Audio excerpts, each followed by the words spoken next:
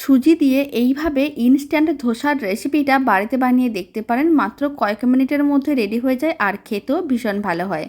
আশা করি আপনাদের খুবই ভালো লাগবে। নমস্কার, আমি রুমি। আপনাদের সবাইকে আবারও একটা দারুণ স্বাদের রেসিপিতে স্বাগত।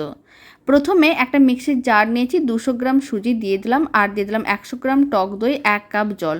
খুব ভালো করে পেস্ট করে নিতে হবে। মিশ্রণটা রেডি হয়ে গেছে, মিক্সিং বোলের মধ্যে নিয়ে নিলাম। তার মধ্যে দিয়ে দিলাম অল্প একটু লবণ আর গ্রেট করা গাজর দিয়ে দিলাম আর অল্প একটু কুচনো ধনেপাতা দিয়ে দিলাম। আপনারা চাইলে দিতেও পারেন, নাও দিতে পারেন। আর আমি দিয়ে দিলাম হাফ চামচের মতন বেকিং পাউডার, অল্প একটু জল। খুব ভালো করে মিশিয়ে এরকম একটা পাতলা ব্যাটার রেডি করতে হবে। একটা তাওয়াকে গ্যাসের ওভেনের উপরে বসে ভালো করে গরম করে নিয়েছিলাম।